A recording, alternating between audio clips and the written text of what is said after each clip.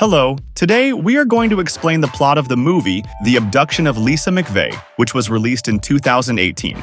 Downright un-American. Well, let's start with the story. You must be so good. The story takes place in Tampa, Florida in November 1984, where a person named Lisa McVey works in a donut shop that is quite famous in her city. She works as a person who serves shoppers. She is very friendly in serving, so that customers like her. But even though she always seems friendly in front of customers, Lisa actually harbors a lot of wounds.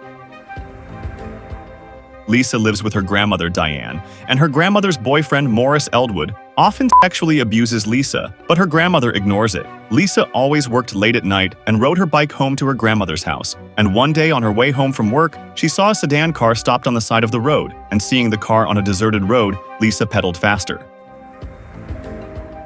Lisa has a sister named Lori. She often calls Lisa to ask how she is. She wants to visit Lisa, but Lisa prevents her. Then she suggests that Lisa return to live with her and their mother, but their mother does not agree and tells Lisa to help her grandmother. Lisa worked as usual. She served customers in a friendly way. After work, her boss gave Lisa's salary. Lisa thanked her boss for being so kind to promote her to serve at the front desk. Her boss said it was the right thing to do because customers liked Lisa, and that meant good for sales. Lisa left after thanking her boss again for everything.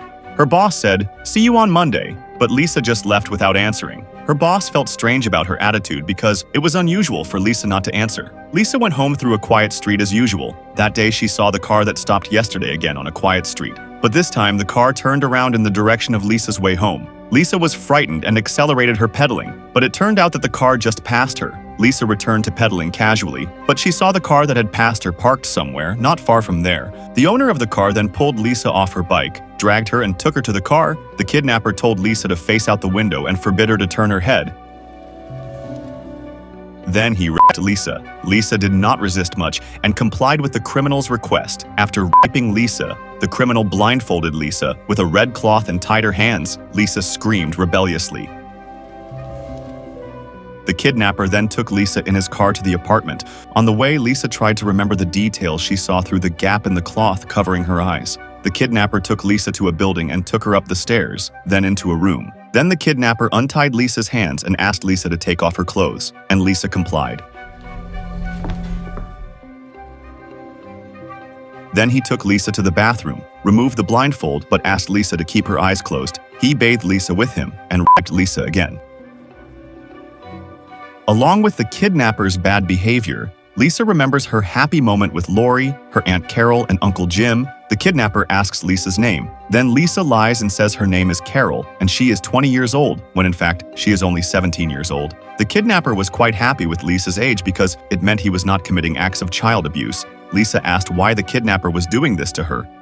The man replied that all the women were prostitutes. And knowing the kidnapper's trauma, Lisa tried to take advantage of it by seducing the kidnapper.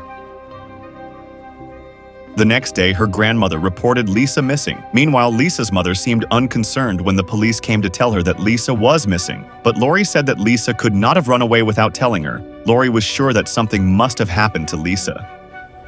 How old is your granddaughter? Lisa fell asleep on the kidnapper's bed and dreamed of the first time she came to her grandmother's house. She was very happy because she lived in a nice house with her grandmother. She felt grateful and promised to be a reliable person. Then her grandmother said there was a price to pay for living in a nice house and said that Lisa would know how to treat men. At first, Lisa did not know what her grandmother meant until her grandmother's boyfriend always harassed her, and her grandmother just let him. Lisa woke up from her sleep because the kidnapper was kissing her. The kidnapper then raped Lisa again. And every time he did it to Lisa, Lisa always apologized until the kidnapper asked why she was apologizing. Then Lisa said she was apologizing because the women who might have been with him treated him badly. She then held the kidnapper's face to find out the curves of his face. Lisa said that the kidnapper was handsome just by touching him. The kidnapper was a little persuaded by Lisa's sweet treatment. He then untied Lisa's hands and gave her a drink. Meanwhile, the kidnapper, who had begun to melt with Lisa, made her bread while watching the news.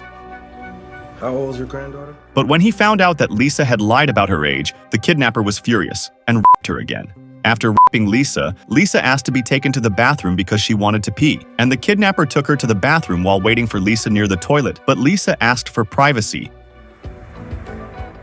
The kidnapper finally came out of the toilet and asked Lisa to do it quickly. And after the door was closed, Lisa locked the bathroom door. Lisa left her fingerprints in all the corners of the bathroom, from the glass, the bottom of the toilet, the towel hanger, to the tissue holder, she tried to leave as many fingerprints as possible. The kidnapper, who had been waiting impatiently, opened the bathroom door locked by Lisa. He was angry and dragged her out. Lisa tried to seduce him by saying that Lisa wanted to give the kidnapper a glass of water to divert his anger. And the kidnapper was melted and led her to the faucet, took the glass, and let Lisa give him water with her eyes closed. Lisa took advantage of the moment to look around behind her blind